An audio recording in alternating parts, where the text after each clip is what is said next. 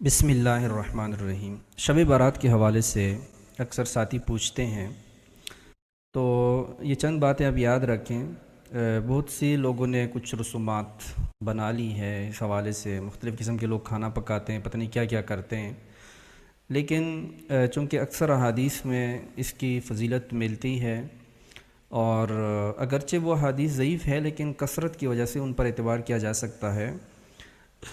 اس کے بارے میں یہ آتا ہے، علماء فرماتے ہیں کہ بس جو بندہ عمومی طور پر رات کو عبادت کرتا ہے یا جو ہم نماز وغیرہ پڑھتے ہیں اس سے تھوڑا زیادہ کر لینا چاہیے۔ مثال کے طور پر ایک شخص عشاء کو نماز پڑھتا ہے، کچھ تلاوت کرتا ہے، ذکر و اذکار کرتا ہے، اور جو لوگ نماز نہیں بھی پڑھتے ہیں، اس رات اللہ تعالیٰ کی طرف متوجہ ہونا چاہیے اور اللہ تعالیٰ سے اپنی ہدایت کی دعا مانگنی چاہیے کہ اللہ ہمیں ہدایت دے دے۔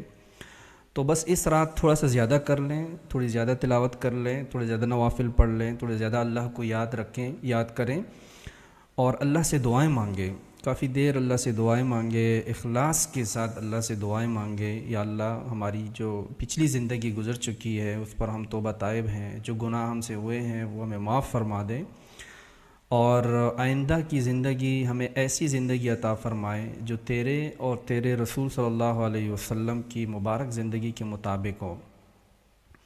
اس کے علاوہ جو ہے وہ صبح کے وقت، یعنی دن کو، اگلے دن کو روزہ رکھنا ہے تو وہ بھی ضروری نہیں ہے۔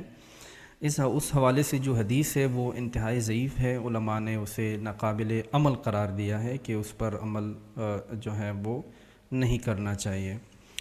بہرحال خلاصہ یہ ہوا کہ جو عبادت آپ کرتے ہیں اس سے تھوڑا زیادہ کریں۔ اس کے علاوہ باقی جو مشغلے ہیں، جو رسومات ہیں، رواج ہے، وہ کچھ بھی نہیں ہے اس میں، وہ لوگوں نے اپنی طرف سے ملائی ہوئی ہیں۔ خاص طریقے سے کوئی نماز پڑھنا یا کوئی خاص کھانا بنانا، یہ سب چیزیں جو ہے یہ اس کی فضیلت میں نہیں ہے۔ بس صرف عبادت کریں، اللہ سے دعائیں مانگیں، اللہ سے استغفار مانگیں، اور پھر اپنا آرام کریں۔ پوری رات جاگنا بھی ضروری نہیں ہے، نہ کوئی خاص قسم کے کھانے بنانا ضروری ہے۔ تو یہ سب چیزیں جو ہے وہ رسومات میں سے ہیں۔